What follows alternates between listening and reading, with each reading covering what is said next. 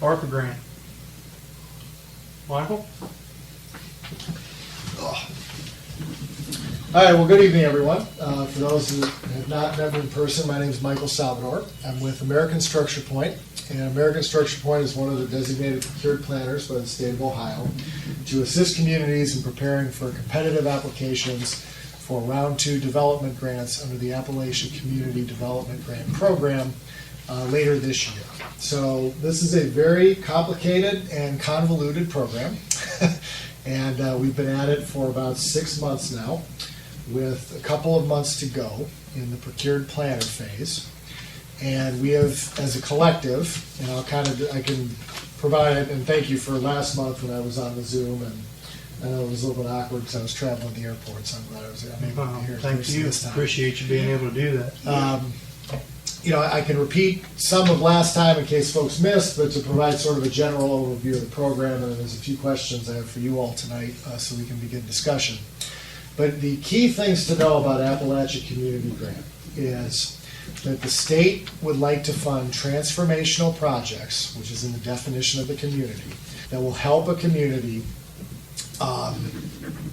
literally be transformed, whatever that definition means to you guys. And that is sort of vague on purpose. The state has left it so that it can be defined by communities, and you have the ability to tell the state what that definition means to you.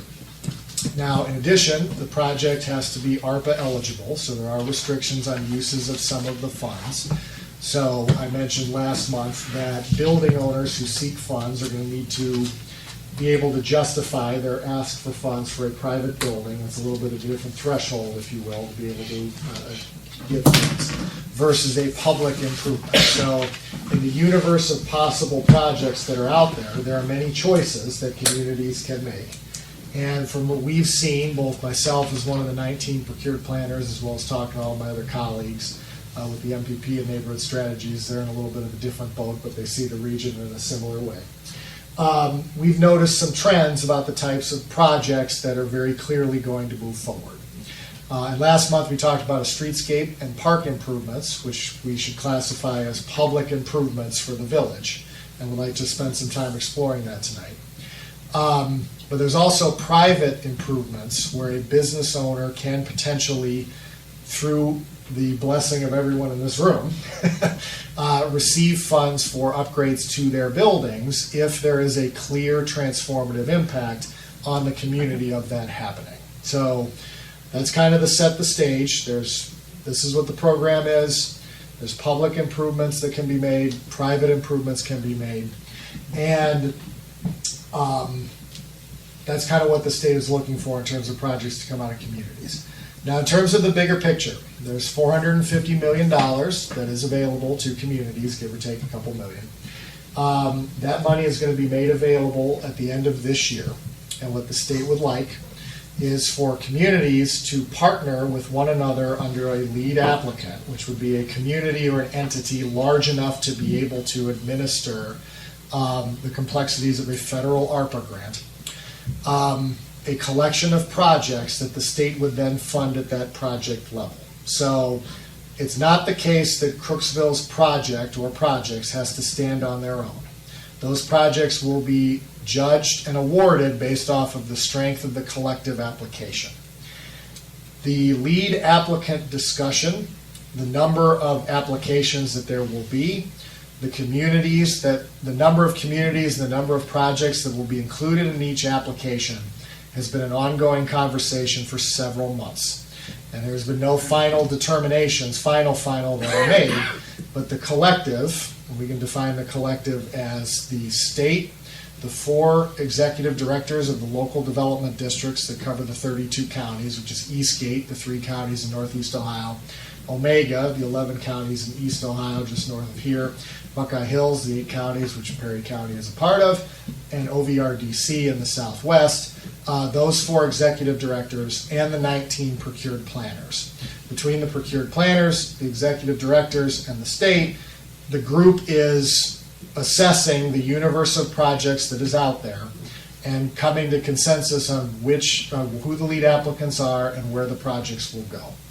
So, fresh news feel pretty good about where that's at over the last couple of weeks. That's been taking up most of our time. Is that sort of larger groupings, and I think everyone is getting comfortable with the direction that that is going. More likely than not, I can't go into any further details right now, but more likely than not, most projects in the Buckeye Hills region will end up being submitted together under one of the lead applicants. There are not going to be very many applications. The number of potential applications has been whittling down over the last month or so, and this is good news for communities, in the opinion of the collective, because it's going to make it a little bit easier for projects to get funded. So all that has to be done at this stage is to come to consensus on what Crooksville's projects are and what you would like to see. Last month, we had a good conversation about the amount of funding that might be available in Perry County at a high level and where Crooksville could fit in. There's nothing that has happened since that meeting that has changed anything about that. So we're still looking at $1.5–2.5 million range, somewhere in there, for potential universal projects for Crooksville. Last month, we indicated that there was support for a streetscape type improvement that would visibly improve the public infrastructure assets in downtown, as well as a couple streets. We talked about a few options, including Industrial Drive right out here, Buckeye Street, China Street heading north to the park, State Street going south out of town. So there's that piece. We also talked about the potential to maybe do something around the river in the downtown area. There are a couple of parcels that the village owns. Since that meeting, Lacey's got us some information on what those parcels are, so I have a little bit better idea what that could be. We're not dealing with a lot of space there, so that's going to be a consideration. Maybe there's some property acquisition we can get into. So I think, at least conceptually, as far as in my view, and again, we can talk about this and certainly correct me, but as your procured planner, I feel okay, given everything that's going on, about where we're at in terms of both the big picture and the small picture. I think we have some direction on both fronts about what this is going to look like for Crooksville. So now is the time to come to consensus and confirm that we're all feeling on the same page and this is the right direction that we're going, and to then get into the details of these concepts. Now, I will mention one other thing. Way back at the beginning, when Buckeye Hills solicited requests from communities for the projects that were out there were two dominant projects that came out of Crooksville. One is this downtown revitalization concept. The other are fixes for the Perry County Library, and the possibility of renovating that building. We did not talk about that much last month, and so I apologize for that being unaddressed. Since last month, I have been able to consult with Buckeye Hills, and we do feel that project has the potential to move forward. Now we're going to need to do some work on that building, and Joe, I know you're here, so we'll talk about that after along with the library. I want to get a better sense of what that could look like. But if there was consensus around that building and that building owner potentially receiving funds, we can have that discussion, because that would be a building that the state might view as transformational to rehab. Now, it's not a guarantee. We're going to have to do some work on it when we get in it, but that is at least some direction that I've had. So that could give you two projects: a downtown revite on the public side and a building renovation on the private side. I know there are other building owners out there. Certainly want to have conversations about what that might look like as we put together a package for Crooksville downtown revitalization as the project. Any questions about any of that, big picture or small picture, before we talk about some of the concepts or what you would specifically like to see for these downtown revitalization pieces? So there still is funding that can be available for other buildings or businesses? Yes, Right. nothing is off the table. Okay. The key for buildings is going to be two things. One, universal support from the community, with demonstrated letter of support from village leadership that this private business owner has the blessing of the village to receive funds. But two, and more important, because this one's actually harder, is clear documentation of the business plan, the impact that the building is going to have on the transformation of the community, and basically the ability to tell the state a story that this investment that the state is making with public taxpayer dollars is going to lead to public benefit.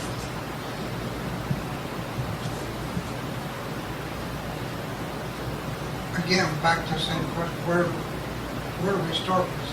I know it keeps going back to downtown or the library.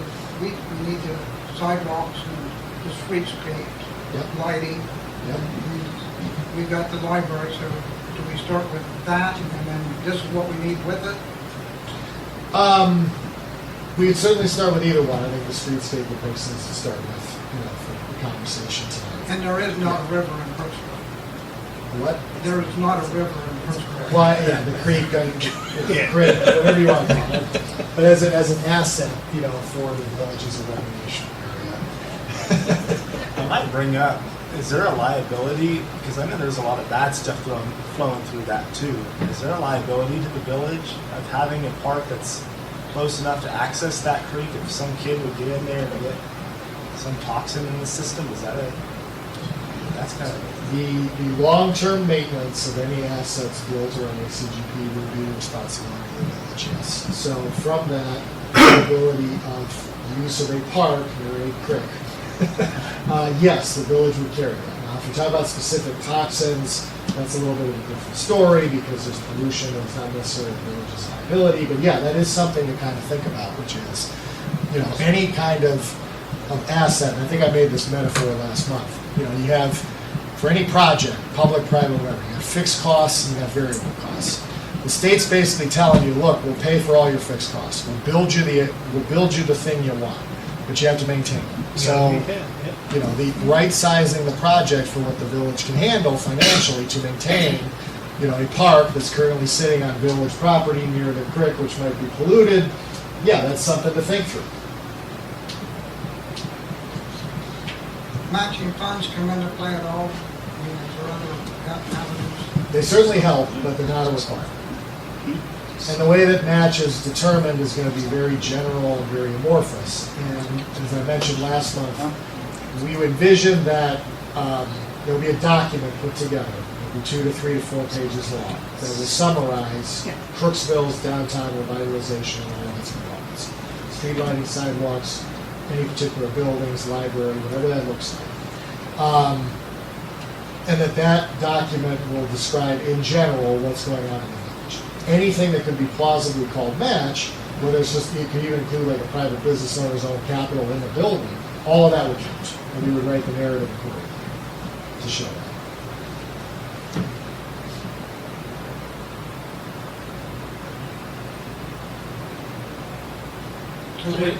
Say that one more time about the matching fund.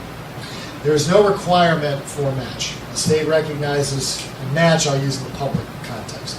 There is no requirement for any municipal or county or public agency at the local level to put up funds for a project.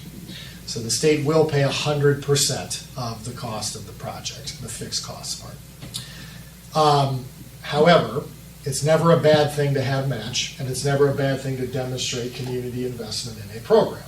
So when we write the narrative, Stephanie and I, about what's going on in each of these communities, and that 2 to 4 page document, we will want to have a general understanding of the private investment that is currently going on in Crooksville, either in a building, around the buildings, in these sites, that shows that there is already economic activity that the project, the downtown revitalization project, will support.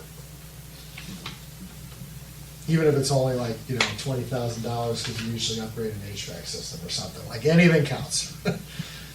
So your group, you guys will put together, I mean, when you going to start, or where, you going to come around to everybody, or just the meeting for it, or? We can certainly have another meeting. I think we will have another public meeting like this, certainly this time next month's a good time. I mean, will you come to the downtown to, you visually see our plan, or talk to everybody? Well, that's what I'm hoping we accomplish tonight. I mean, we can certainly talk through and whatever the plans are, right? I'm curious what the plans are. And if there's building owner specific plans, which is what I'm guessing you're referring to, we can certainly. I'm just worried about, again, my structure. If the library helps the downtown and we get new sidewalks, I'm thrilled to death. But we're not gonna get new little small businesses on Main Street if it's not clean and Yeah, I think it should be said, the idea, I think, of the majority, at least of the business owners, was to revitalize the businesses in the front of them. And I think many of us, I know especially you guys, there's a lot of things, because of the oldness of the Main Street and just a lot of decay, it needs it.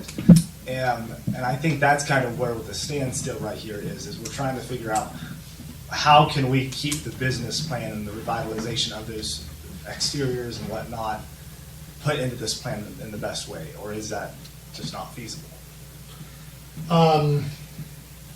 What I would say to that is, there is a limited amount of funds that is feasible for each individual community to acquire. And so, definitely hear you, especially as business owners. It'd be really nice if you could say, hey, can I get $50,000 to tuck point some bricks and fix the facade of my building? And there's a lot of similar communities, we have a lot of business owners who are making similar asks. But what appears to be happening is that while $450 million is a lot of money, it's not that much It's not a money. lot of money. So, We have several billion across the 32 counties Yeah. that have been requested. well, how do we get our budget? I mean, to say if we want new sidewalks and lighting, That's That's what he's one gonna part. write up and he's gonna figure out. correct. That's the short answer to that Yeah. question. We're gonna probably be close to $2 million just in that. Yes. Factoring in the inflationary numbers that we're seeing right now, the last 9-10 months, we're gonna eat everything up with that. And to add to Michael's point, I think that right-sizing your projects helps you get into a more competitive place when you're talking about joining a group in an application. Is that Yes. sound about With right? like kind and quality, you get 15-20 people that are doing the same thing, they're gonna look at it. But the somewhat frustrating part of this program for all of us is that, there's no real set budget. It's not like anybody's going like, all right, community's got X amount. All of it's aspirational. So so in that way, it depends on the strength of that narrative. And so going back to that question about match, if you as a business owner can demonstrate, hey, I need $50,000 to tuck point brick on a facade because I've invested $600,000 of my own money over the last 2 years, and I've got this business plan doing X, Y, Z, et cetera, to put things in this building.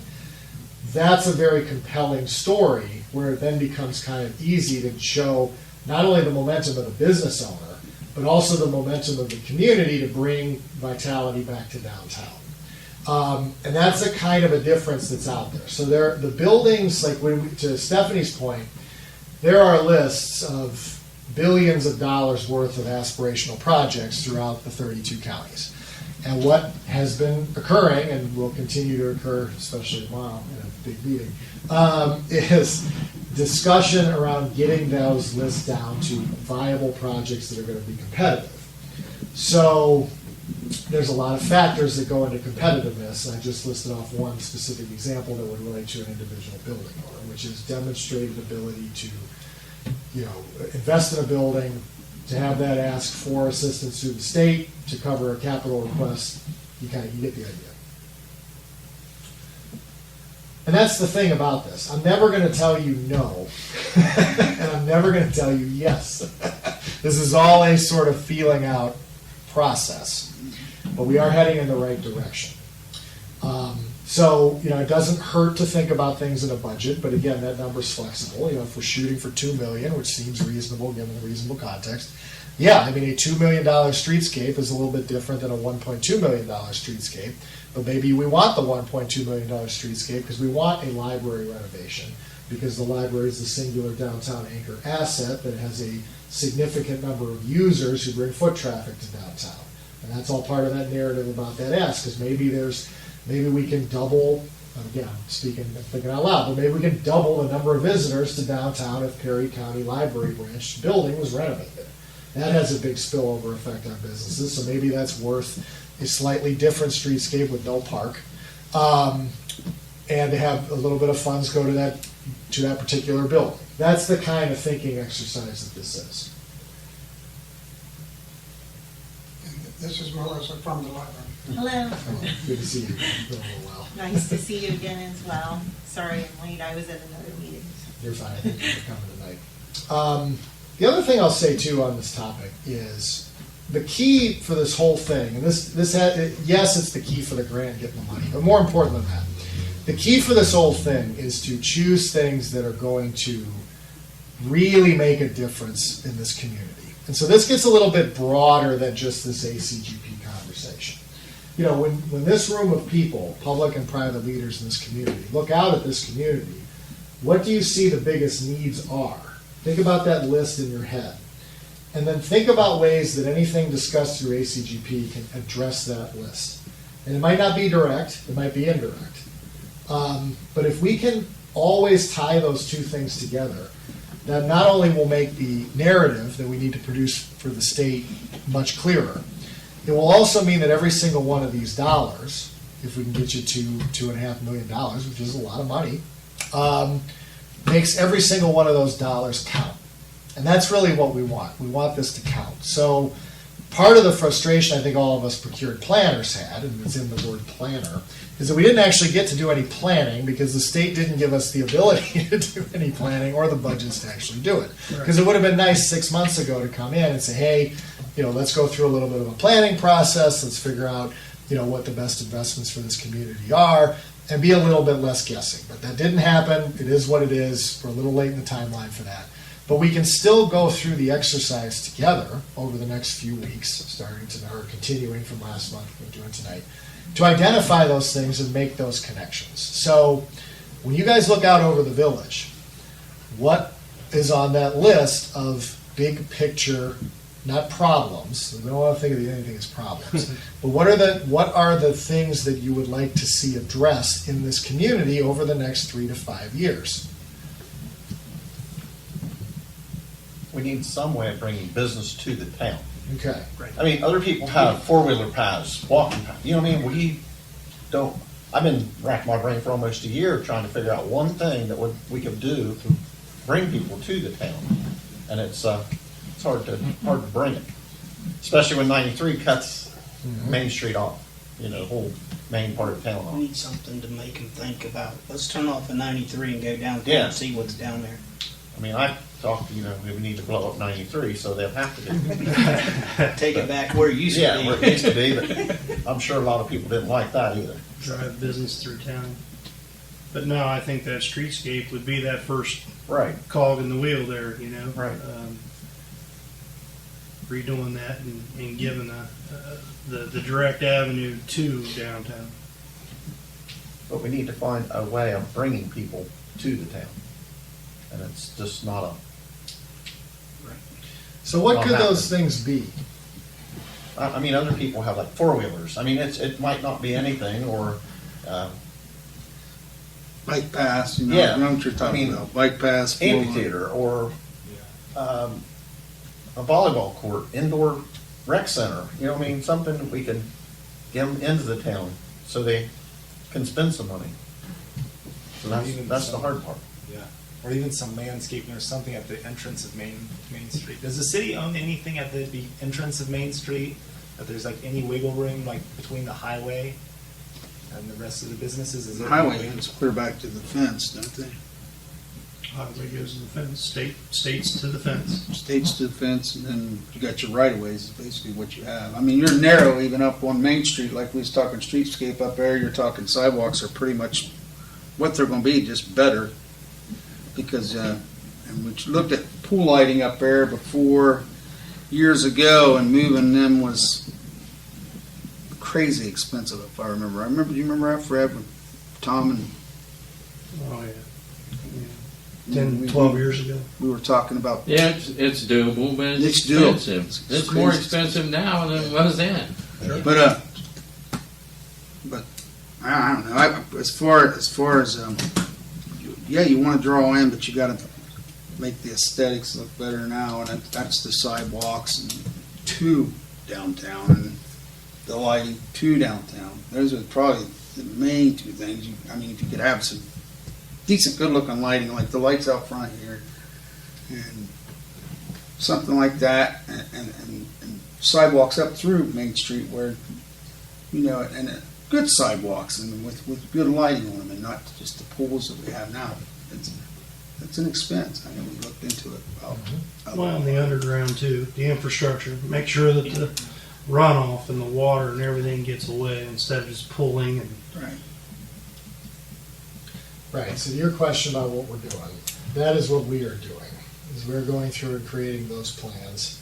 We're looking into the lighting elements, like that is what we're going to produce. So whether it's the next meeting or we do one before application, we can figure out the timeline, but there will be some kind of plan that will address those elements. And there'll be a cost estimate attached to that. It'll be somewhere between $1.5 million and $2 million, something like that. So then the question is all right, what elements are in, what's out? Do we support the library? Do we support private business owners? Like, how does this kind of work so that we get this package together? But that's kind of where, on that planning question, I asked about 3 to 5 years. You know, assume that this happens, because, you know, again, can't promise anything. Never going to tell you yes, never going to tell you no. But there's a pretty good chance this is going to happen.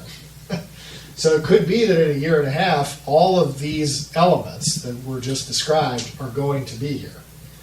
But I'm guessing Main Street's still going to have a similar kind of vacancy rate the moment that all that stuff gets turned on.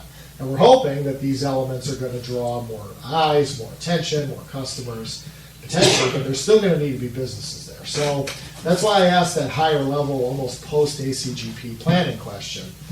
What can this community do once all those fixed costs are paid for to bring that vitality you're talking about back to town? You mentioned a few assets, amphitheater, bike paths, 4 wheels, some kind of rec center. You know, how would those things come to fruition?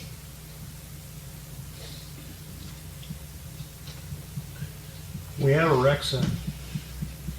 We need the money and the people to run the programs, to do the rec center stuff at a public level. And we haven't had that for 5, 6 years, 6 years. probably Well, Chris did 4 Yeah. or 5 years. Chris still got a tried. climbing wall in the rec center. Used to have archery in the rec center. We used to have basketball and so forth. COVID kind of squashed that, you know, because we stuck with the guidelines of being safe versus, and then those programs kind of just. Yeah. No, I get it. If I'm correct, we have a weight room down there too, don't we? Yeah. Just needs fixed up. But then you're, you know, kind of toying and playing against the for-profit Business is already there. gym and business that's in town. So, you know, what do you do there? You don't want to kill that business for some of the same things that they're going and having subscriptions for. It's a we're trying to incorporate the small business entity back in, and what's going to draw small business to Main Street. It's those property owners that are sitting there with empty buildings that are going to have to decide that too. You help me with it. How many I got? I got like 4 sitting there empty. I know. I mean, what are you supposed to do? I know. I know. I'd love to. I We have know. a half-acre vacant lot that would facilitate a fitness center on the side of ours. Right. I know that's asking a lot, but it is available. So as the property owners, do you ever get interest for rentals, either local or from out of town? I've had buildings sitting for months. Why come to Crooksville? That's the point. Well, that's the question you guys are gonna have to Right. answer. And like I said, we've been dealing, the business center's been meeting for almost a year over this, and it's just you're sitting here going, just dumbfounded that we don't know where to go to draw the people. It's hard to draw people. Most of the small communities, do they have zoning in their downtown? Yes, a lot of those codes have been around for a long time, and they, you know, just being a little blunt, especially as a non-professional planner, so it's blunt. A lot of them were created for a time and a place that no longer exists. So, In some cases, their utility is a little bit less than it was. I think in general, when you think about zoning, it's an area, which has both positive and negative connotations for particular property owners. Because there's an element of control about certain signage restrictions and what percentage of the lot has to be covered, parking, and all that stuff. And so you can get into a whole course in some of that stuff. But on its own, too, the second piece is that zoning is a tool to help shape your built environment, but it's not gonna, it's not a tool that can be used to bring certain things in.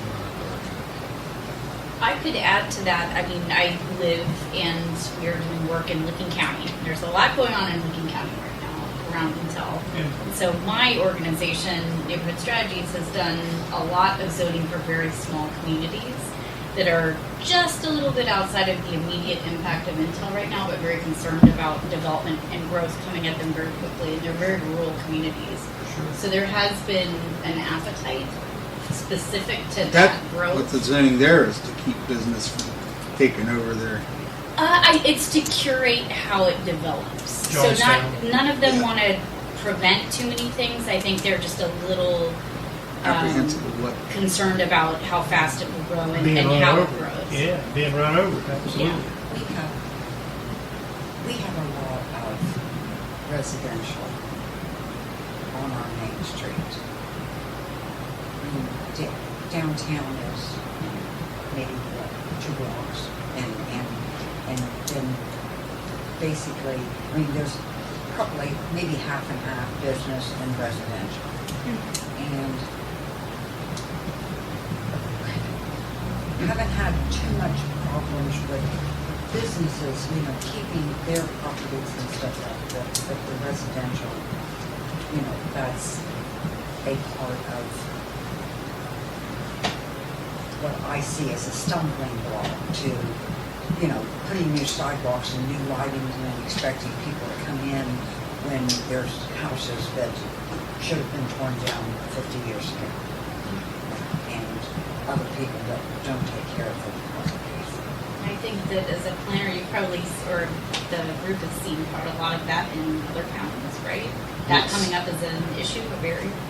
Yes, housing and quality of housing, ability of housing, location of housing, all of these are issues. And the way to think about that in the big picture is that most places around the state, I'm not just talking about rural, I'm talking about urban, most places around the state that face these challenges were built at a time when the built environment was different. So, there are, and in a way, we're not making them like we used to anymore. The only new housing that is built is detached, very large suburban housing around the belts of our major cities. And it's like that across the entire country. There's no new housing really to speak of going on in many of these urban neighborhoods as well, just like the rural. So that is a very large systemic issue where the way out, and this is going to kind of, I guess, be, a thought I had in general about how all communities face these issues on the commercial side too, is that the way out for a lot of these problems is to find some way at the very local level to generate your own demand for these services. So, Econ 101, supply and demand. We're in a community where, you have an oversupply in econ terms of available commercial space because there's not a lot of demand for that particular kind of commercial space, which tends to be a little bit older and has some challenges. Now, the plus side of it being older and having challenges is that it's cheaper. So you can create a little bit easier a local market for your rental space, potentially. If you can identify individuals in this community and support them through whatever that means. I'm not talking financial support from the village. I'm not talking about handouts or any of that kind of stuff. I'm talking about general encouragement, wraparound sort of services, plugging them into the right kind of resources that are available on the regional level that are built for this to help potential prospective business owners rent from you. So who in Crooksville do we know of, even just socially, that would love to start a restaurant if they could be talked into it, or whatever it is, a gymnasium, an archery range, an axe throwing place, whatever it is. How could the business owners, the village, and the community come together to create local momentum for change? That's really, I think, the question on the table, especially in the post-ACGP world. And having that included in the narrative helps support your application significantly. I'll do that too. Is there anything specific that you've seen kind of in the whole idea of making Crooksville getting more growth and traffic? Is there anything you've seen in any of the communities you've worked with that seems to help more than others? Something that seems to be like the golden target or something? Or is there any suggestions? There's one thing that works, and that is to talk to your neighbors over and over and over about this. Large community meetings, small gatherings on front porches. That's the only thing that works. About what? What do you mean? About getting this kind of momentum going, about identifying who in this community is, and again, step up is the wrong way to say it. We don't even really have the right vocabulary to say that these things don't work. But like would be willing to, do some kind of venture in the downtown. Again, whatever that means, starting a coffee shop, some kind of the things that you mentioned, whatever that is. And that's the thing, I don't have the answers. You're not going to bring anybody in here that's going to give you the answer. What we can give you is good process. And that's really where the opportunity for ACGP lies, is that big picture, this is a unique, one-time only infusion of money that can help reset the downtown core built environment. What happens after that is up to the community. So in order to do these things we're talking about, yes, it'll help if there's lighting that'll draw people in off of the highway. It'll also help if downtown's pleasant with planter boxes and refreshed sidewalks and with areas to walk that the village is going to take great expense to maintain. Correct. Because it's going to increase the village's ongoing cost to maintain it. In order to get folks back into downtown, that's going to help. But that's maybe 15 or 20% of the battle. The other 80% of the battle comes from this community. It comes from people who want to do things in this community because it's a unique opportunity that will benefit them personally, because there's a market here, and they know they're going to get support here from their community for that venture. I will say one of the things you have going for you, and she's not here tonight, but it's Kate, because she's a little under the weather. There are people throughout the region that move here and choose to move here, like Kate did. Pete, and there's a lot, there are folks just like Kate in this community. There are young people here, you guys obviously, you can do this.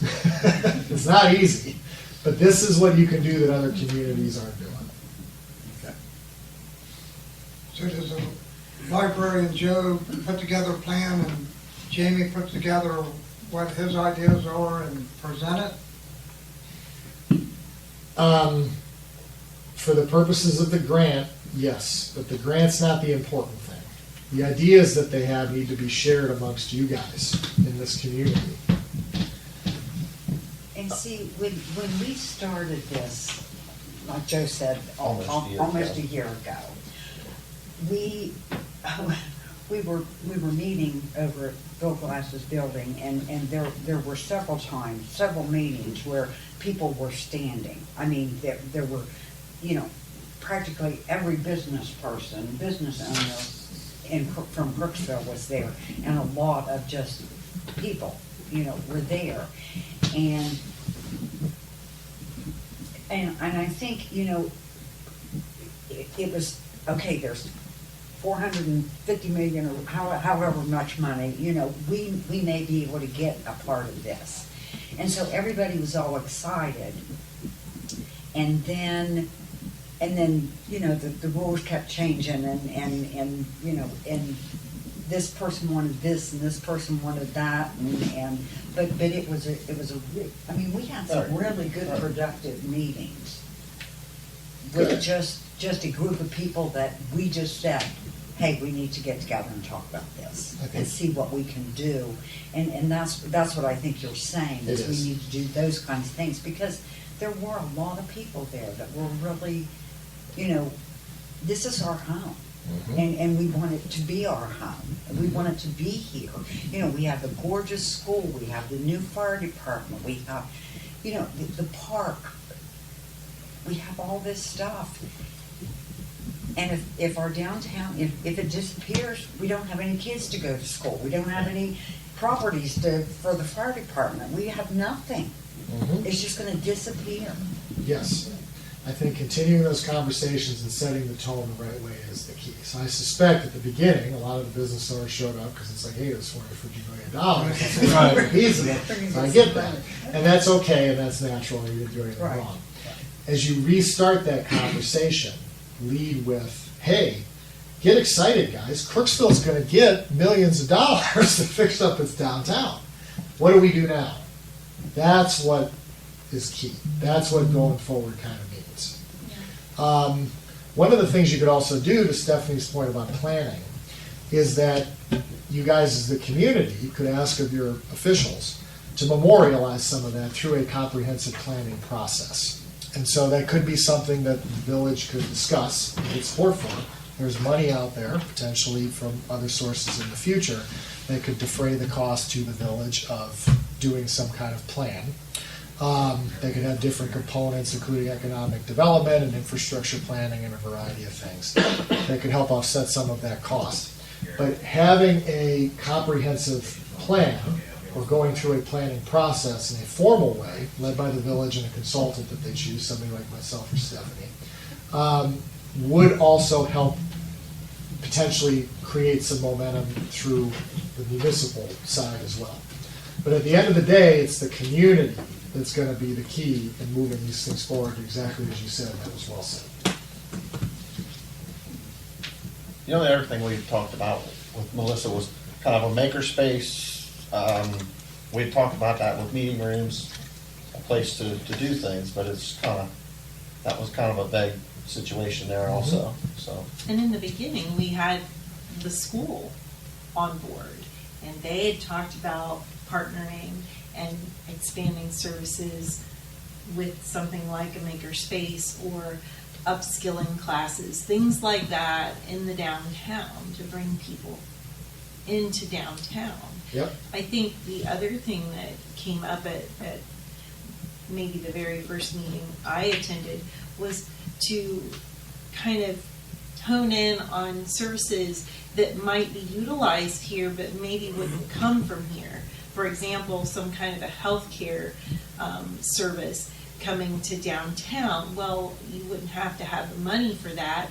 The corporation who owns that healthcare service would have the money for that, and they would rent the space and they would provide the service, but that service would bring people to the community who may then eat at the restaurant and use the bank and all of those things. So I think that, the money doesn't always have to come from a grant or from local people. Sometimes you just have to get buy-in from larger things like Genesis or United Health or something like that, and bring something into downtown. Of course, when we talked about expanding library services, we talked about adding small meeting room spaces so that they could be like a landing zone for entrepreneurs to come in and kind of like a, Wi-Fi equipped facility where you could use this for the day for your office space. If you're between here and there, this is a good place. It's right off 93. There's a little restaurant, there's bank, there's all these things, or if you don't have the means to travel to Columbus to a doctor's appointment, you could come in, do a teledoc appointment, telehealth, and then also use the facilities. So I think that there was a lot of brainstorming in the beginning. Some of those ideas have moved forward, and I think it's not clear yet exactly how that's all going to play out, but there is discussion of mobile health clinics around traveling to communities and specific sites that is still under discussion for ACGP as more than one of those entities you kind of mentioned. So I wrote down that as a follow-up to educate myself a little bit more about where those conversations are at, because whether it's at the library or whether it's a different building, certainly having Crooksville be willing and on the list as a site for that should be put in front of whoever is gonna do that, so I'll carry that forward. Sure. We were very successful this summer in bringing Vision to Learn to Crooksville, and we had a full slate of kiddos who were seen by Vision to Learn van and got their glasses this summer at no cost, and that's an Appalachian grant service as well. So I do think the mobile units are a great idea. Yeah.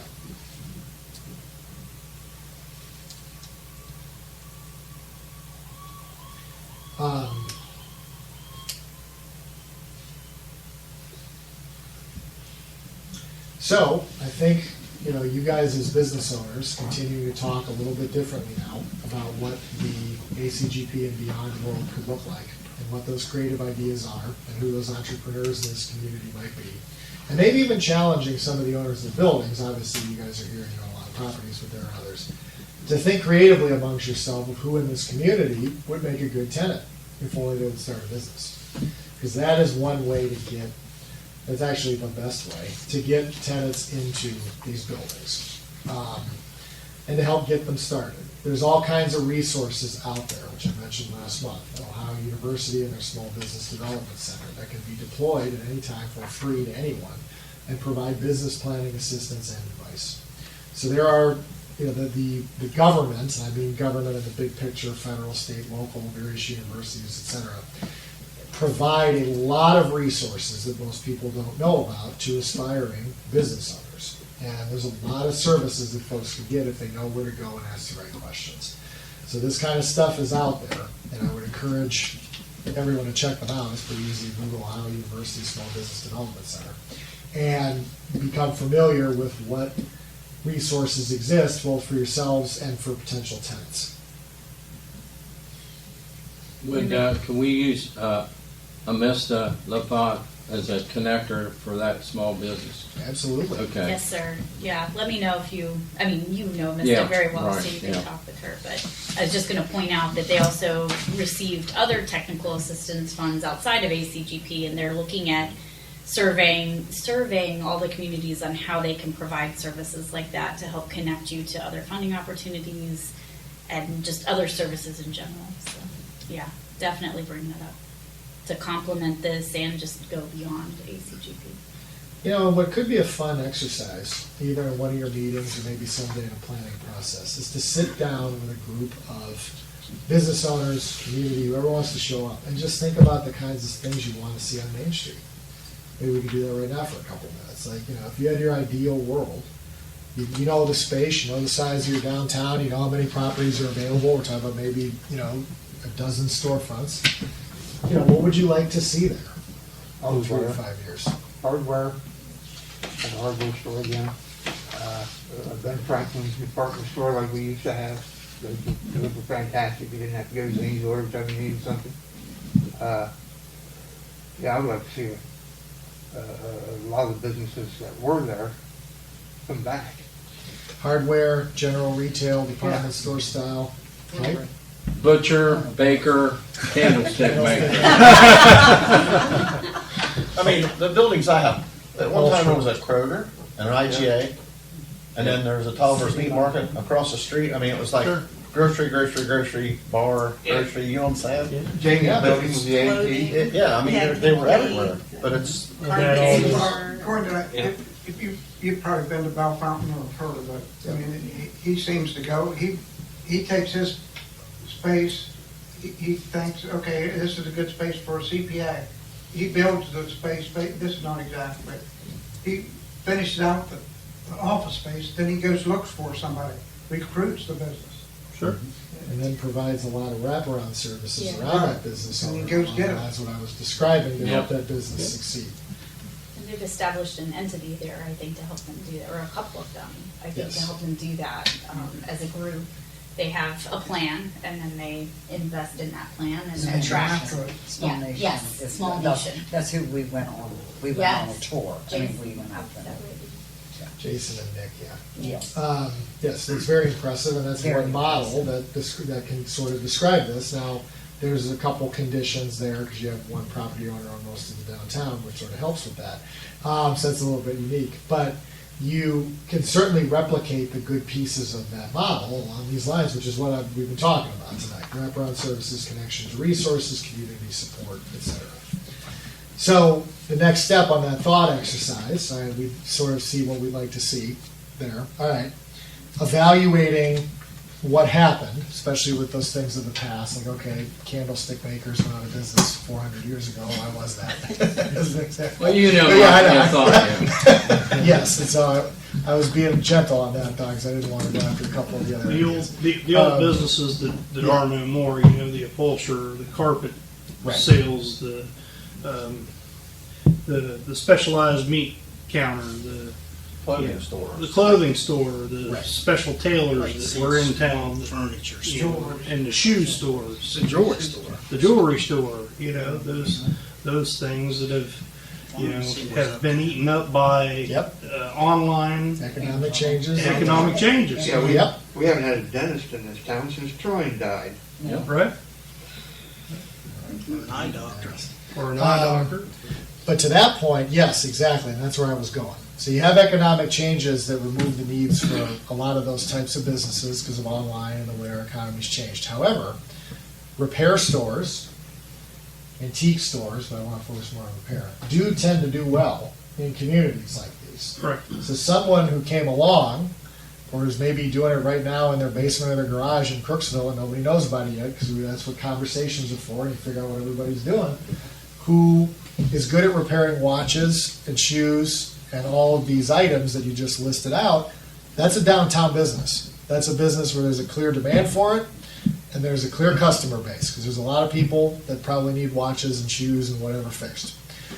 That's the kind of thing that can emerge when conversations are held in the community, and you get a sense to see what's out there and what's possible. And there's all kinds of other, you know, we just talked about how online destroyed some things. Online creates a lot of retail business opportunities in downtowns as well. E-gaming, huge. Downtown areas are small e-gaming spaces in small towns, because there's a lot of kids right now here in Crooksville that are playing Call of Duty. So if they had a gathering place to go, maybe there's a small arcade with an esports arena in it that's a profitable business venture for somebody. Maybe a 22-year-old is taking an online class right now at Zane State or at Rio Grande that, with a little bit of assistance, knowing that there's a building for rent for X amount of money a month, could open up an e-game studio. All kinds of possibilities like that exist if this community can talk to each other in this kind of way, this sort of new way, although we've already started.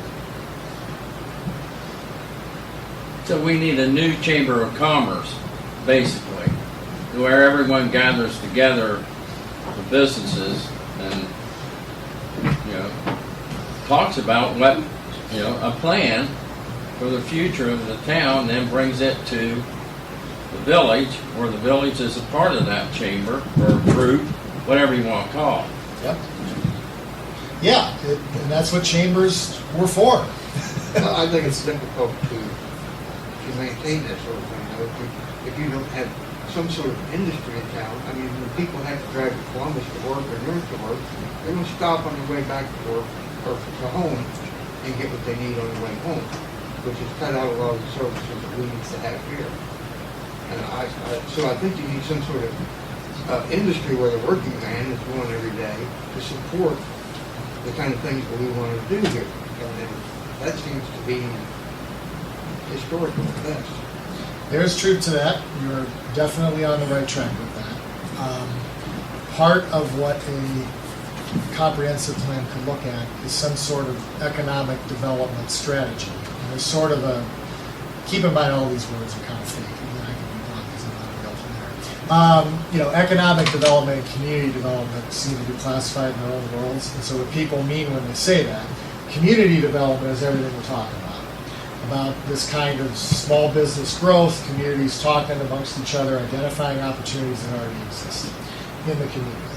Economic development is shorthand for a whole world that is built up around attracting companies from the outside and locating in the community. My past life, before I became a consultant, I worked in economic development.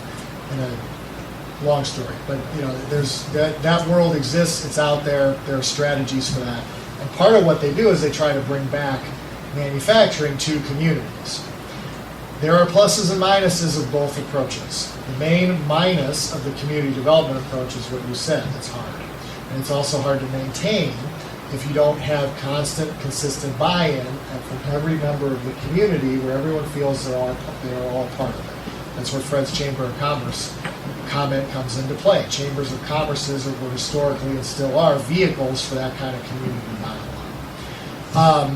The minus of economic development is that it doesn't always work, and even if it does work, it's not necessarily the same kind of jobs as they were before. Sure. Because to win those types of employment, wages are a little bit lower, and companies in many ways kind of get to dictate terms around things like zoning and utility rates and all of that kind of thing.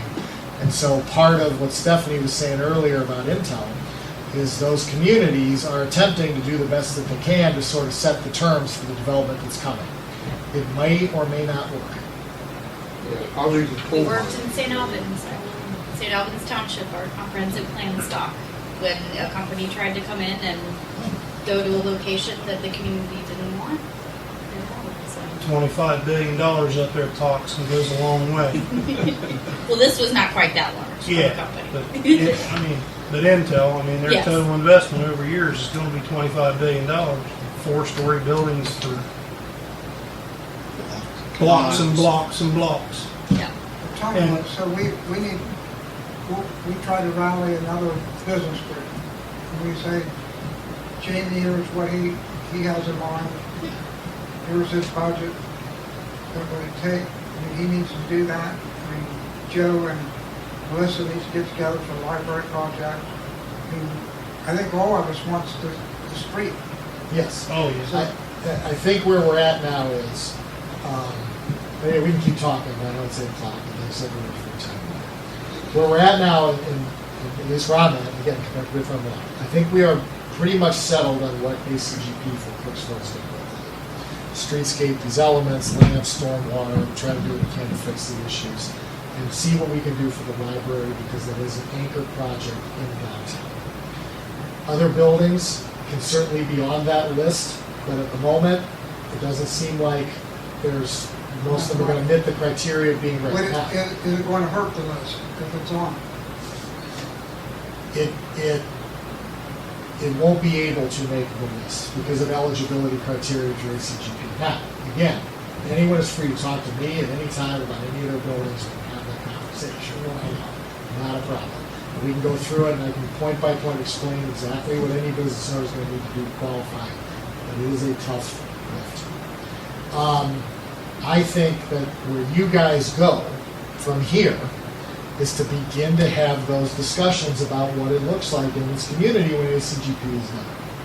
When that $2 million of streetscape is in. What are you guys going to do when Stephanie and I go away? We don't have to go away for good. We're always around to help you with this. That's what the consultants are good for. But when ACGP goes away, what is this community left with besides a really nice empty downtown? How does it get refilled? And that's on the community, that's on you guys. So business owners needing to reframe the conversation a little bit to celebrate that the village is going to get some money is a good first step. Some kind of community meeting about the future of Crooksville might also be a good idea, where citizens are invited to provide input. There's nothing that says that you have to wait to get a grant to start a comp plan or to hire a consultant to start a comp plan. You can do it yourself at any time. You can call community meetings. You can, have discussions about who is doing what in this community and invite them to participate with civic life. That's really the immediate next step. And I can't emphasize enough how important it will be when we go to write a narrative, even if your projects are a component of a very large application. Just having a few sentences we can include on how sustainable your projects are by the efforts that the community is putting into that, to plan for the future, to keep that momentum going for what was invested through this grant program, right? So that is what we're hearing is going to make them transformational. Something else to consider, you mentioned, I think it's a really good point. There's not a lot of parking downtown. We might consider that a parking space that could also be used for events, festivities. Because we have the resources probably to move into a coffee shop and maybe make two, which is our goal anyways. But downtown is a struggle to consider as an option because at this point there's not even the parking for normal traffic of customers. Meanwhile, we're looking to do several different things with that, and I don't even know how we could facilitate that much parking without coming to it at some point as being something to look at, some sort of parking space, because there's really not a lot. We talked about that down by that property you looked at as making a maybe parking and recharging station. What was it? Several things we talked about in that area. The bus stop or whatever you call it. And the stop for, because it'd be right at the bottom of Main Street for transit. Yeah, for Perry County Transit. Yeah. I mean, that really could be used space for something like that, but that's Parking- something we need to look into in the future. I will say that parking comes up in every single community that Stephanie and I have ever been in and will continue to be in. I live in Newark. This comes up a lot. But I would say two things. Blunt is, because I'm not a planner. Most communities that feel they have a parking problem have a walking perception problem. There is a perception that customers will not walk a couple of blocks to go to a place. The good news for that is that if people are parking and walking to go to a coffee shop, they tend to find a place where to park. And it's a good problem to have. That's the second thing I would say, is that the places that legitimately have parking problems, where folks have to walk 4 or 5 blocks to go to a coffee shop or would actually be a deterrent, when you get to that point, it's a very good problem to have, because there's a lot of stuff that comes into play after that in terms of resources and things that are available in communities to address those kinds of problems. I'll be blunt and honest and say that I think out of all 32 counties, in every single community, in every single city in the entire region, maybe 5 places meet that definition in the entire state. So, what you want is lots of cars parked downtown at all times, because that shows you've got a vital area. The other thing I would say, if you got to that point too, is that parking meters are your friend. Everybody says they hate them, but they're actually the business owner's best friend because people move their cars. Also helps the village too maintain some of those assets.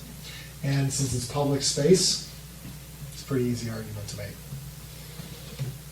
And Michael, might some of the streetscape plans help in this? I mean, the perception of walkability is often the environment that you're walking around in, right? So if it doesn't feel like an area that you would walk around in because it doesn't feel safe or it doesn't feel slow enough with traffic, speeds.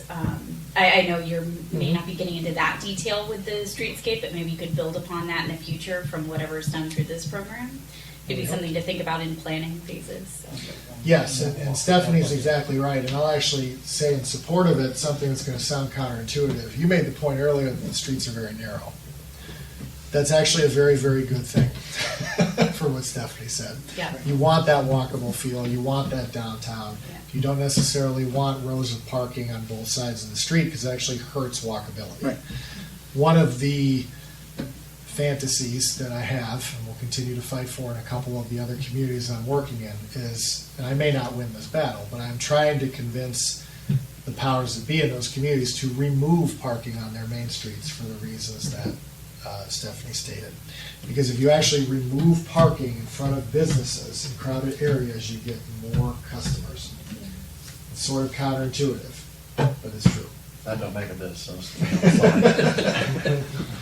We're having that. Because it's a walking problem, it's not a parking problem. We're actually But having. this is an older community. They can't walk. Everything's older though, Joe. I'm on- All these communities are enrolled. But I'm just saying. We're all old. And we're having this very conversation, and we're going through a zoning process in, well, it's not technically Alexandria, but St. Albans Township around Alexandria and Licking County. And it's a big change for them. It's a huge leap, a jump into what is going to be the future of their community, right? Yeah, sure. Now they are facing an enormous amount of development, but they're trying to keep the somewhat rural, small town feel while also embracing development coming up around them. So. What's going to help them is the urban sprawl. You mentioned it earlier. The new housing trend is length and width, not up and down. And that's what the majority of homes in town are. It's the narrow lots, it's the up and down stairs. And a lot of people don't like stairs anymore. We're all getting older. We all want one floor plans and everything on the simple floor plan. And the way that, again, our village was lotted out in narrow, buildable, 2-story, 3-story homes, lots, and that's one of the things. We've got plenty of lots for sale. You can call the Perry County Land Bank. The houses that we've gotten hundreds of thousands of dollars over the last 5-6 years to tear down, those lots are for sale.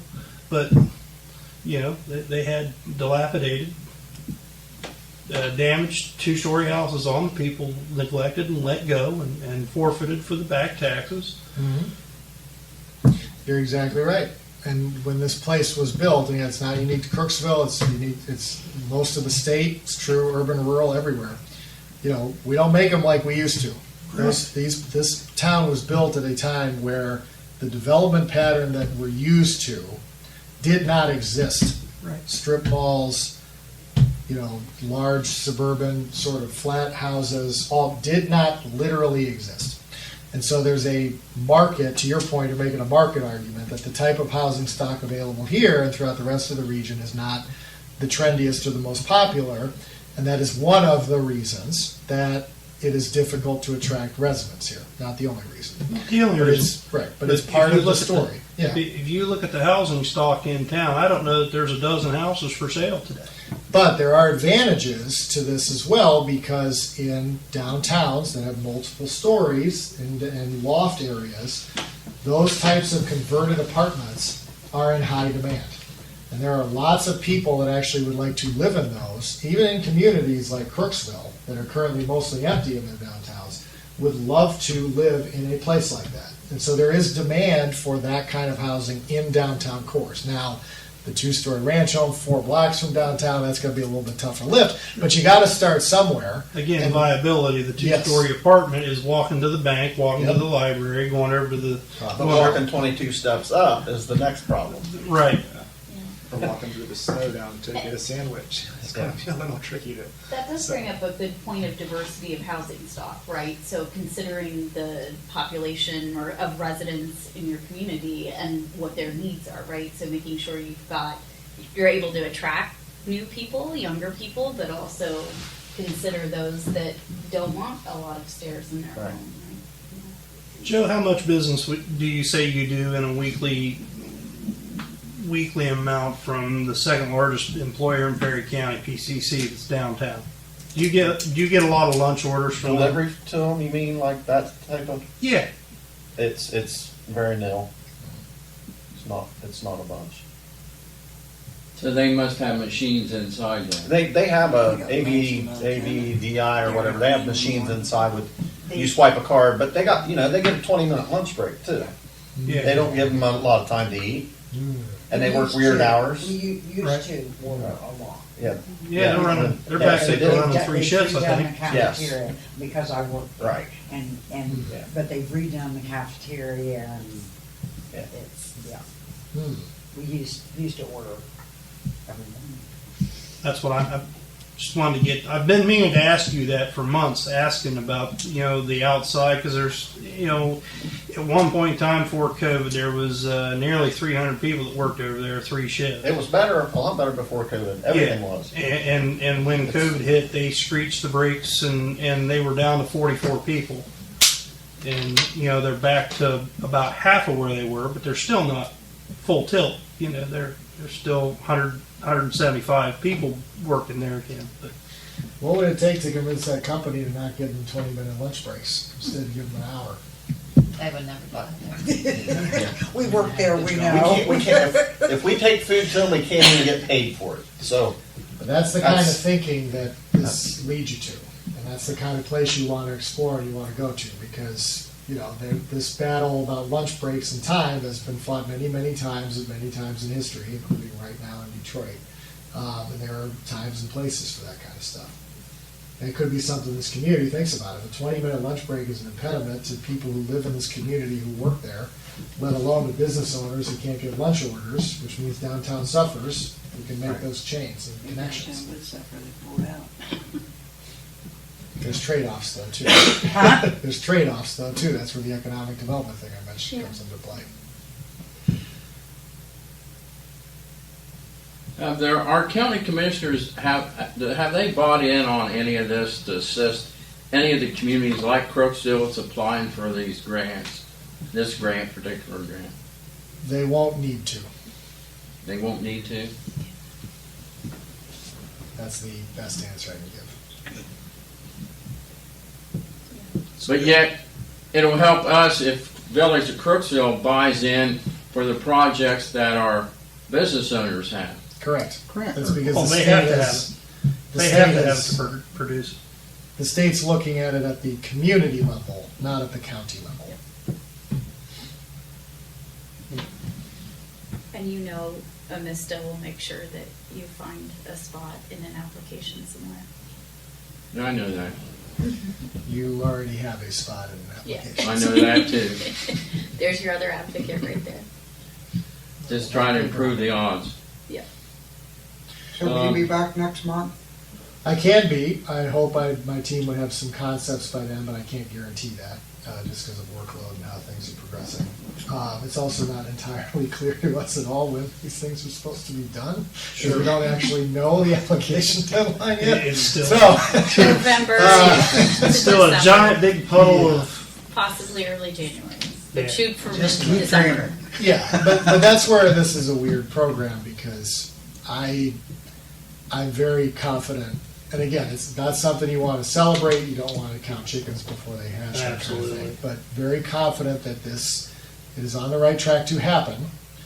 So I'm less worried about where the application goes, what the money looks like, all that kind of stuff. I am more concerned now about, because I wear two hats. The external hat where I deal with everything going on at the big picture level with everybody else outside of my company. And I also run everything in my company. I make sure that every one of our communities, our teams are aligned and all that kind of stuff. So I'm a little more, I need to pay a little more attention on the internal side to make sure that deliverables are produced, et cetera, et cetera. So I would certainly be welcome to come back and present ideas and talk through some concepts, which is kind of what I thought we could talk a little bit about tonight. If certainly, we are talking about lighting and what's sort of important. And we have a general idea. We can make some general concepts. But if there's anything like super specific that you want in a downtown plan, certainly let me know tonight. But yeah, that could be our next meeting, is to come back and talk through the logistics of that. And for the business owners, I do have cards here. And we'll talk about the library here shortly. But if you guys feel or are interested in, the point about the 50,000 tuck point, the brick example on facades, we can have a conversation about that, but it's a tough lift. It might be a tough lift, I don't know. Streetscapes, does that only pertain to the street, the sidewalk, the lighting? I need awnings. So and as a matter of fact, I've got quotes out there for them. I'm working on them. But is that something that falls under streetscape, or is that something that falls under? That's a private business. All That's what I didn't know. It's not a public business. It could. I didn't know. We can keep that in mind. If you have quotes for awnings and if you have documents. It's probably going to happen before this money comes available. Then we can call it match, that's for sure. I'm telling the story of private investment. That'd be your match, Joe, the new awning. Sure. Yeah. Yeah. Especially for the library. Yeah.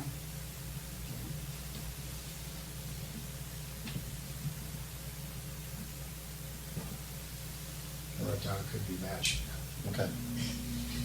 Is there a timeline for the business plans of the businesses that's going to request funding? If that is going to happen, if there's any private business owner that would request funding, all of that needs to be put together immediately. And I need to look at those and we need to go through it. Because my reason I asked that question, I'm not sure how long it take the OU group to put a class on for our business owners, you know, to accomplish that task. I would think for ACGP application purposes, probably not, but for general Crooksville business owner and community conversations, absolutely do it, independent of the ACGP timeline. So any commitment from a business can just be in a formal letter saying this is, you know, if they want to request funding for improvements to their building.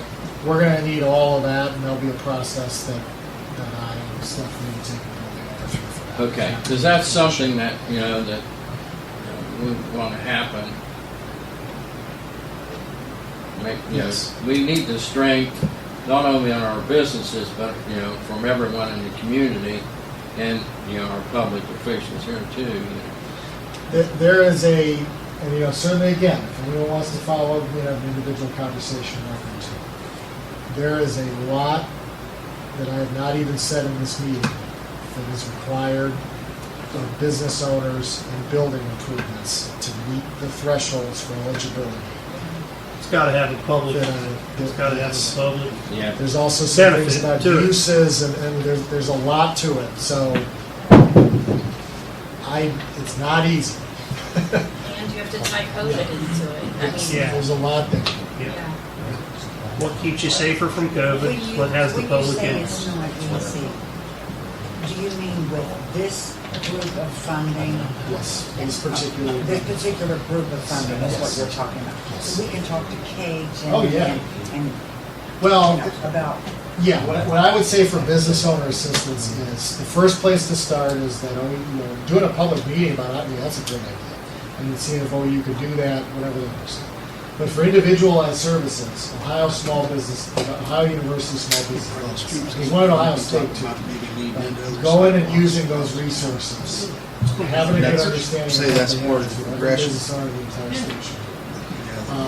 There's a lot of opportunity there, including for some I'd love to see specialty it funding to be honest with you. that has to deal with distressed communities and LMIs and women. There's a lot that business owners can tap into to assist in business. Let them work your way out. And in assistance for new businesses and established I mean, that might businesses. be It's always worth a conversation. Progression is working out.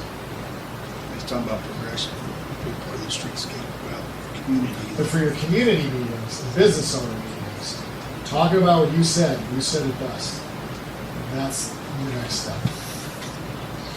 New Chamber of Commerce. New, not literal, but in spirit.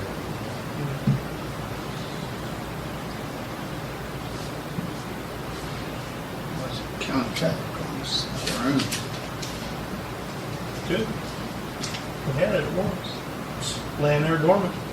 Crooksville Chamber of Commerce, Crooksville Improvement Corporation, CIC. CIC. Do you have a dormant CIC? Yes, We do. It's still active on paper. I've got it all up to date and it's sitting there. No active board meetings. No active board meetings. Maybe this will be something that can spur that on Yep. and get active again, because at one point in time we had good participation 10, 12 years ago. We had Joe. Peachy showed up at a couple meetings. A representative from the bank showed up at a couple of those He meetings. ended up being on the board. I was on there, Tom was on there, Denny Harvey was on there, and had nice little round table meetings about what we could do. We got the school involved a little bit, about putting some basic finance classes on, teach kids how to write in cursive and write checkbooks and not just look on the phone and say, well, I got $300 in the bank, I'm going to go spend it. Let's, kind of teach them on the thrift and budget and so forth. That was just one of the little CIC meetings that we had. But it was an avenue that previous mayor and predecessor Doug Cannon did years and years ago. They started that as an avenue for the village to kind of be an economic wing. The CIC was the economic wing of the village. We purchased the old Eagles building uptown and created an embroidery in there. got the Eagles the money so they could build a facility north of town, or right at the northern border of town. Which years has went by, but that led into a private entity moving into that over the last couple 3 years. But that was one instance where the CIC worked. Yes, restarting that, figuring out creative strategies for funding, maybe put a TIF in place one day, and we'll set aside goes into it. Lots of creative strategies there. It's all right, board structure and everything. We're doing it. Correct. Which could also be part of a comp plan to look at creative operations of CICs. You have your consultant look at what other state best practices are from other communities. There's a lot there. Yeah, it just takes a good many people and interest and time. So do we feel a meeting in about a month is feasible? You mentioned earlier that you got a meeting tomorrow, big meeting tomorrow? Okay. With the LD? Would that be something that can fall back to this in a couple, 3 weeks? I mean, we can work on our workshops and try to... Fortunately, that's a window that you guys don't have to peek through. Okay. But yes, I think something like a month. I know you're doing regular, last Mondays. We could aim for that. For the last Monday. Whatever pivots around your schedule too. I mean, we can. If we have to push it a week to the first meeting in November, we could talk about that as we get closer in. Okay. Do the 23rd. Yeah, the 23rd of October works for you, Mark. No commitment tonight, of course. If you got to look at your schedule, but it's certainly something that we could put on the calendar, kind of plan on. I think let's tentatively plan on that. I think that should work. The issue on our end is going to be making sure we're ready enough to present something to you for a downtown streetscape concept. Okay. So if we have to push it a week, I'll let you know in a couple of weeks ahead of time. If we have to push it back a week or two, but yes, I would certainly want to. Even if there's 5 Mondays in October and we normally don't meet on, that's one of the 4 Mondays that we are free through the year. But if we even needed to be on the 30th, we could call a special workshop council meeting for the purpose of streetscapes, AGC, and give you an extra week if we needed to. That's good to know. So I will certainly, give me till second week in October, but let's plan on the 23rd. We'll try to keep the 23rd, but if we had to, that's good to know that we can push it. Just need a couple, 3 days notice to get it out to the public, and we would make a special meeting on the 30th for it. Okay. Very good. That should work. Question for Stephanie here. Are there any technical advisory funds left for site surveys that we could utilize? Yes. And Could you talk a minute about that, how we go about that? Yes, you'll come to me and we will talk with Michael as well. And actually, once Michael knows a little bit more about what the plans are, I think that's where we can figure that out. Now, the issue with that is that redirecting technical assistance funds to planning needs to be done by the end of this month, correct? So, like, in a couple of days? I know. Fred, the long story short is, yes, there will be an effort to transfer those dollars that you saw in today's meeting to us for the purpose of survey. Yeah. That will happen. And that will be and you do not need to do anything to make that happen. So, there's also, it's going to cost also a lot more than $5,000 Well, to do that, which is a whole other thing that is part of what we are doing in that window that you don't need to open. So, will we be required to come up with the difference? No. No, not at all. No. If it's more than 5,000? No. Okay. We are just figuring it Now, out. currently, according to the email I got, Crooksville will have, dividing that up out of Perry County. Yes.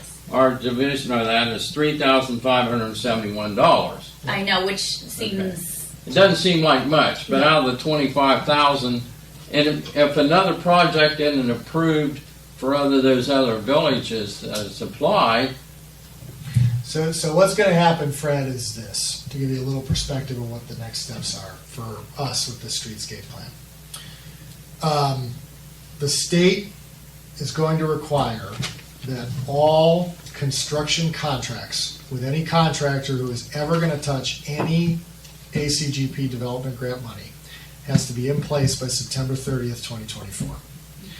Which means that the design, engineering design, which is what all the procured planners are doing, has to be complete sometime in June or July of next year to allow that bidding to take place. And even that's aggressive.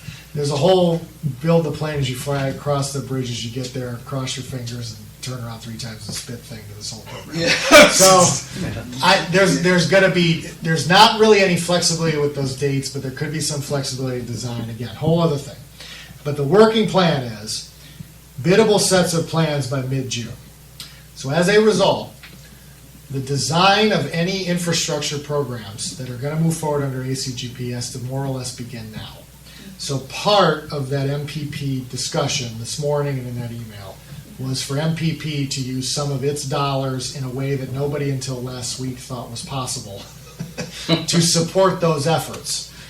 But those dollars from the MPP are a very small piece of that larger puzzle, which is being addressed by the LDDs and the planners over the next couple of weeks.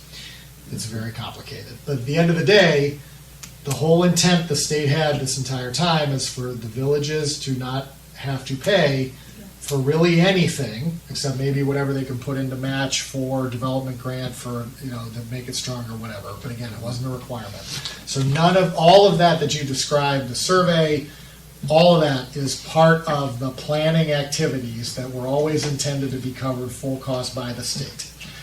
Between the state and the planners with the LDDs and the MPP involved. So that's all also going on. The survey for Crooksville will be something like $40,000 to $50,000. The survey alone for us to survey your community for this plan. So yes, that $3,571 will be part of that Drop in the $45,000. bucket. But Yeah. the state will be picking up Yes. the difference, hopefully. Yeah. That is the plan. And that process is in motion, and Was so that we number hope to 40? have that. We hope to have that wrapped up in the next couple of weeks. And by the time we would meet next, that would be done. And then all the planners, including us, would get the funds available to actually do all of that work beginning in November. Okay. All right. It's a good timeline. We'll definitely make sure that every cent possible from the TA funds goes towards your projects. Okay. Yeah. Another question.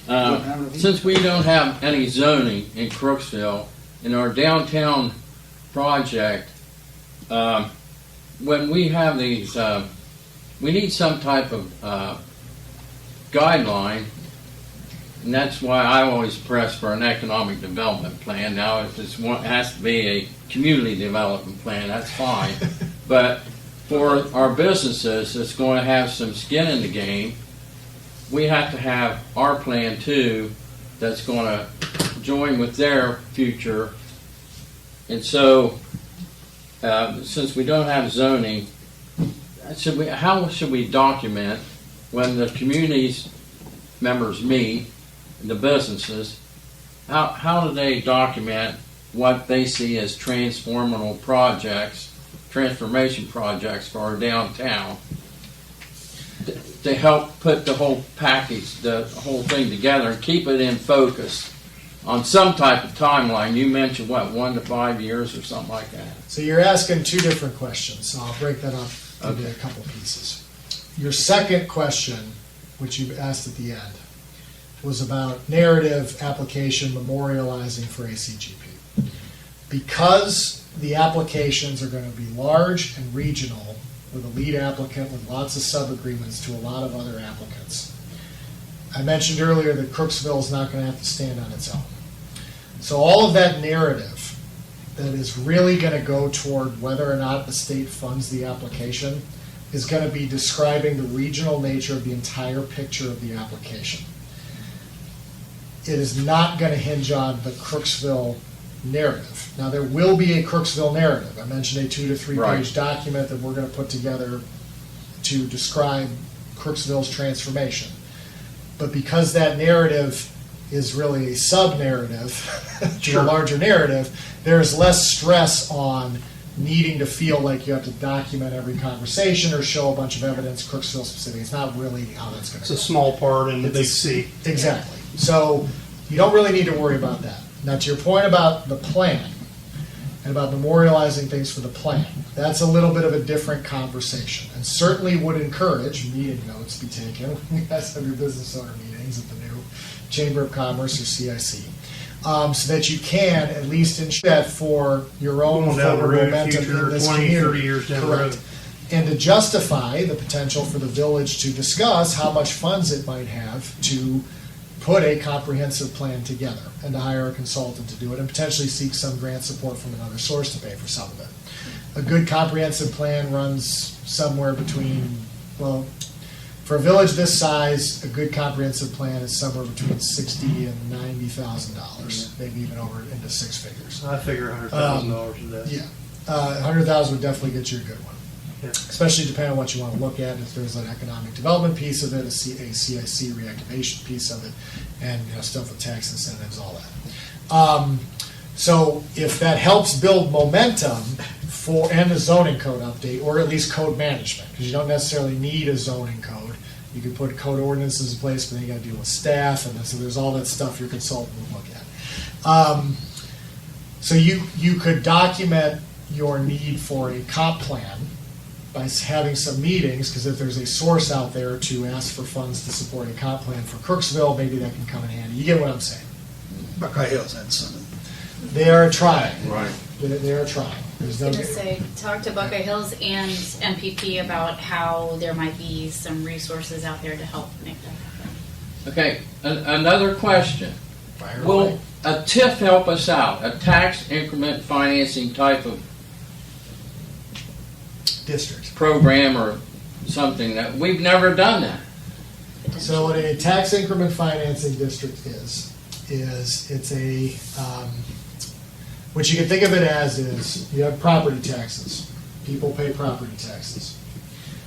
When a TIF comes in place, a baseline is set that says, okay, the property taxes that go to the village general fund are going to stay the same through the whole period. Usually it's 30 years, but it can be shorter.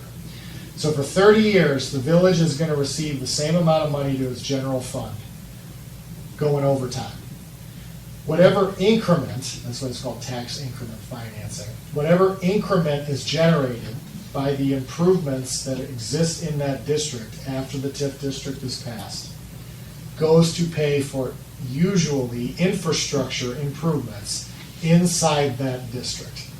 So what it really is it's a way to essentially force a public corporation to continue to invest in a place where businesses are making investments. So to answer your question, would a TIF help the village? It depends.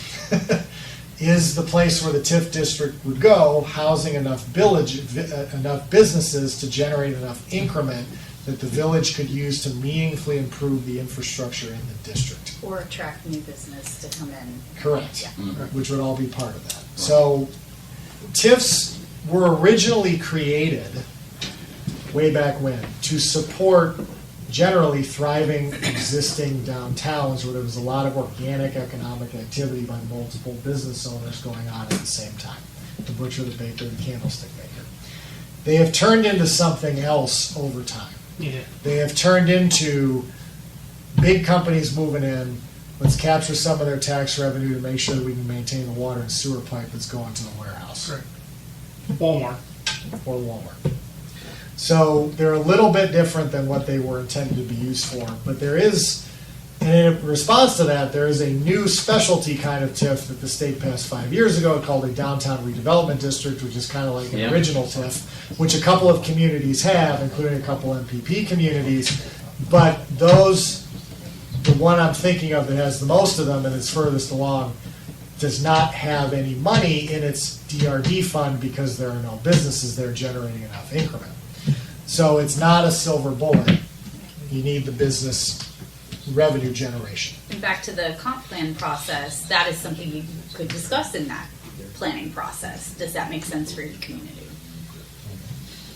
A downtown redevelopment district, TIF, if there's enough momentum from business owners investing, absolutely could make sense, but you need the business owner investment first. And then it would tie into the CIC, and there's a lot of ways that could work. You just need to get it started. And that's the good thing about communities. They're kind of like engines. You just need to start them. And they tend to start to move, and there's a lot of positive feedback. Any more questions? You can keep Well, I talking have away. a couple more, but that, I don't know if anybody else has any, I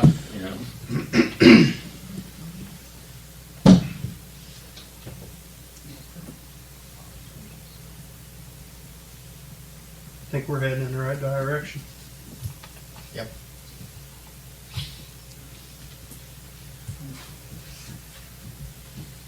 Okay.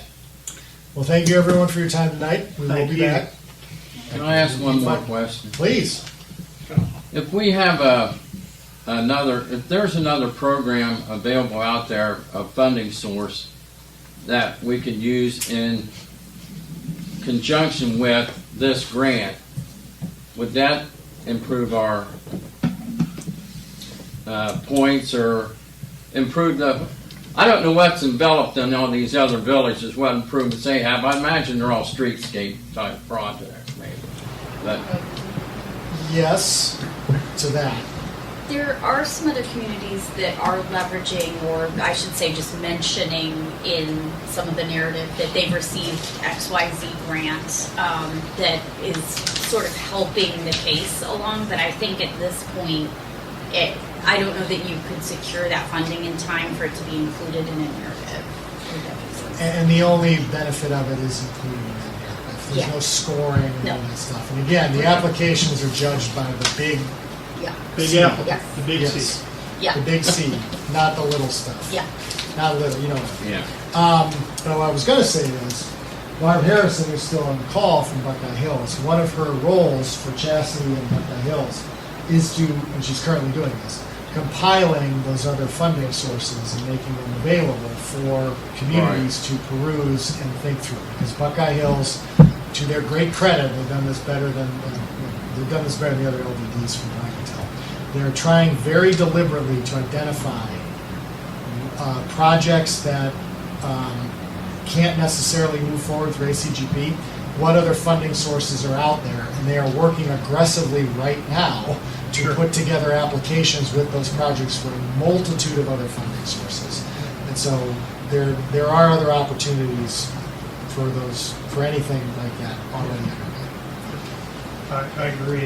They started off a year ago and had a very good detailed listing of other financing sources when they did the kind of the county roundabout tour, in Nelsonville and Shawnee and those places, and they had those a lot of other grant opportunities for different infrastructure, water line, sewer line, that kind of thing.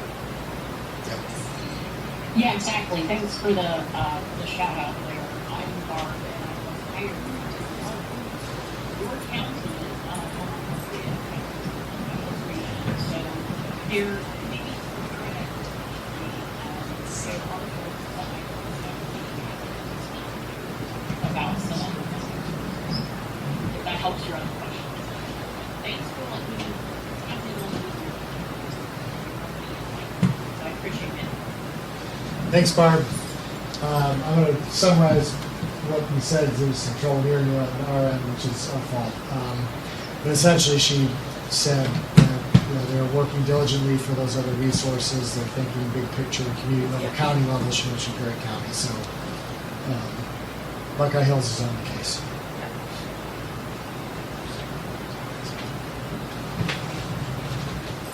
Okay. Well, thank you all. Thank you, Mike. You're welcome. Thank you. Thanks, sir. Thank you, Mike. Thank you, Joe. No, I guess Brandon left, didn't he? Let's get out of here before Fran asks. I have ideas. Chief, anything tonight?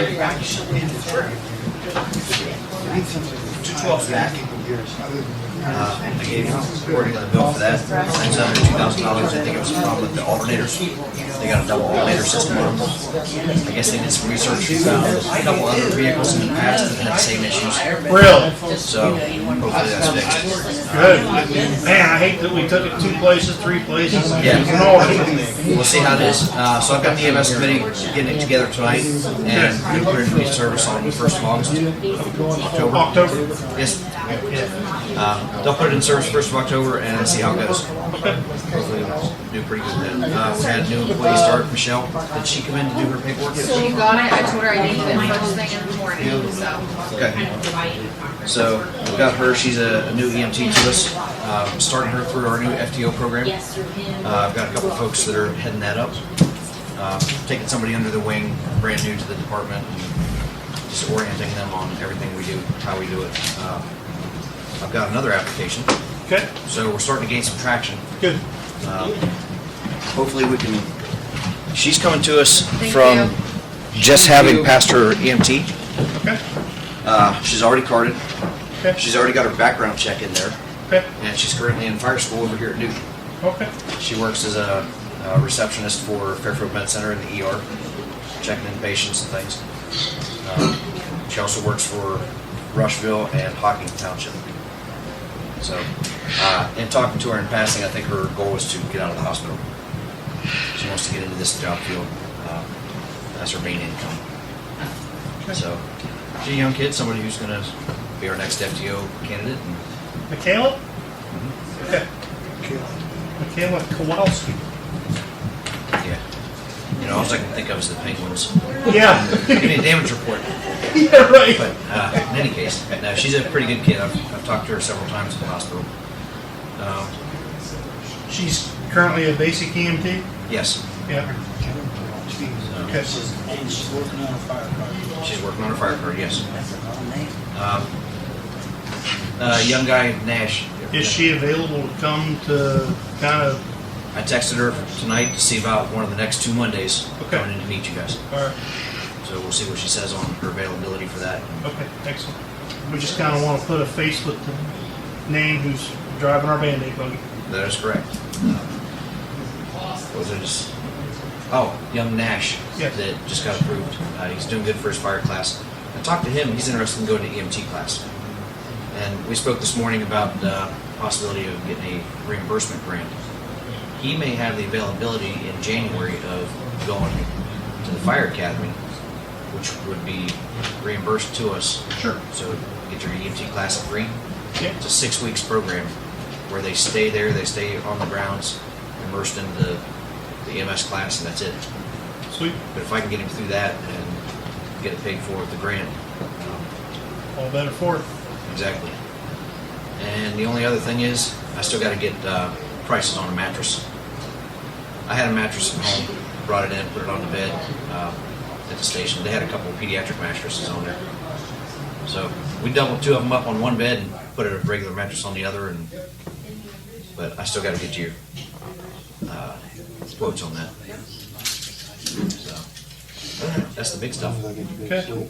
Excellent. They did. They got 3 wingback chairs. And nobody's sleeping in them. Nobody's destroying them or anything. It's looking nice. So. Good, Chief. Thanks. Thanks, Chief. Thank you.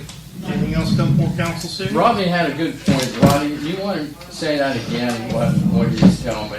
I just said, unless we get some kind of industry in here, we need something to tie young people to this community and have the same investment as a lot of us did, other than their parents and genealogy. You know, there's no work here. I mean, a lot of people, like Eddie Miller, he was like, yeah, I can't wait to go to work over at the coal mine where Dad works, you know? But you don't have that anymore. We need something else. Just don't have the potteries anymore. No. No, it's unfortunate that most of our industries got their work from the ground. And that was pretty much it. It was. Oil, gas, and clay. And J.B. Dillahay said 40 years ago, how long can you base your economy on ceramic ducks and bird baths? It went 60 years. Yeah. roughly. But, yeah, It's good while it lasted. It was. It's good products, good people making it. yeah.